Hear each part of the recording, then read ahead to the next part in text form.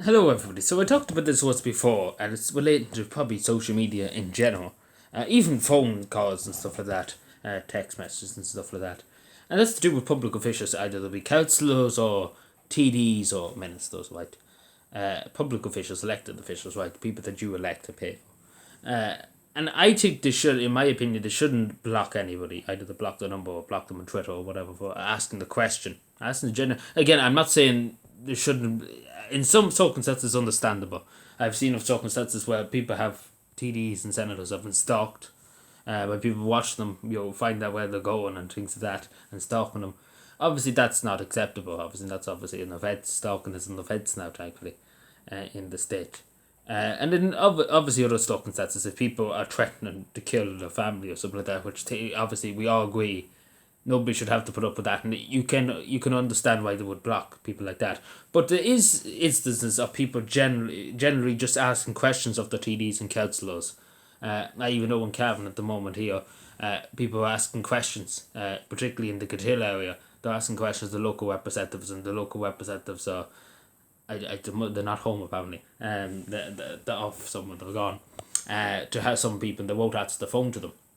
They have them blocked, have the emails blocked and stuff like that. And it's not right, even though they might not agree with them. Again, they're there to represent the people. They're there and they're there because they paid them to be there and things like that. And they have a moral duty to respond to the general public and stuff like that. Obviously, again, I'm saying you have entitlement to ask questions, but you can't be saying if you don't answer my question, I'm going to shoot you or something like that. No, you can't do that, obviously. But if you're genuine, just going up and being fair and being honest and just being asking a simple question, X, Y, and Z, what a simple answer, and that's all. No, nobody can argue about that. Like, I've seen hundreds of people online ask questions of their TDs. I even know Mick Wallace, an MP, and I'll talk about him later. Mick Wallace, the MP for Ireland in the European Union. I asked him about why is he so cozy up with China. He's like he's well with the Chinese basically, and he blocked me. I was basically asking why was he with the Chinese. What's that got to do with Ireland? What's that benefiting Ireland basically? And we can all kind of see his ideology. He loves China, obviously. He wants to bring in the totalitarian regime into here.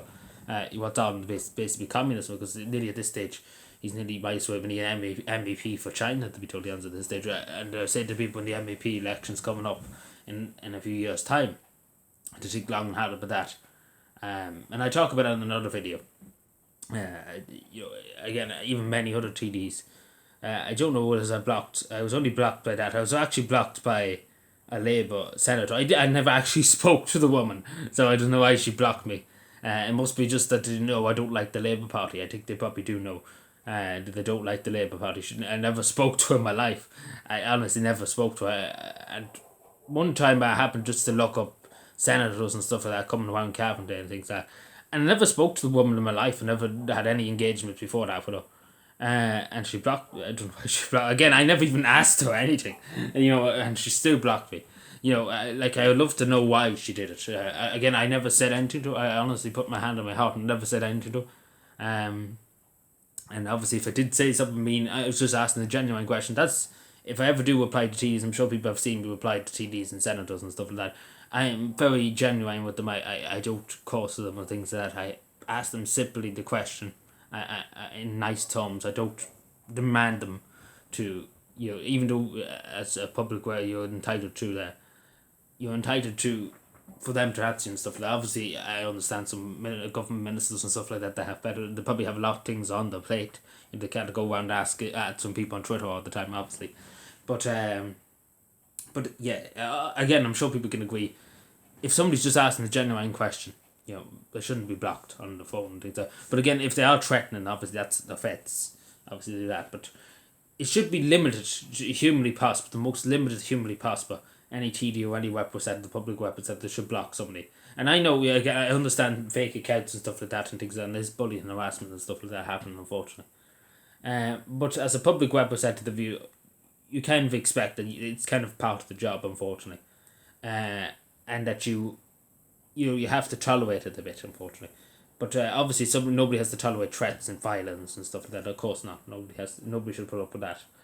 But genuine people asking genuine questions, wanting an answer. That's just with that. Not looking for €1 million or something like that. They're just looking for a genuine answer, and an answer they stick by. That's all people are looking for. And the TDs and senators might not agree with the person asking the question what their views are, right? But at the end of the day, they deserve to be answered. They deserve to have their voice heard. Again, you're a TD or a senator for all the people. You're not just for the people you choose to be represented. You're a TD for the whole county. Take, for example, if you're a Cavan Monaghan TD, you're there for the people of Cavan Monaghan. Even though you might favour one crowd in front of the other, you're still a TD. You're still there TD. You're still there representative in Dáil Éireann. And a representative for the county, and the representative for the two counties, if we're talking about Cavan Monaghan, the same with every other place. And you have a moral obligation to address everything. Address literally everything. To the best of your abilities. I know, there's a lot of people you're probably able to go through, I understand.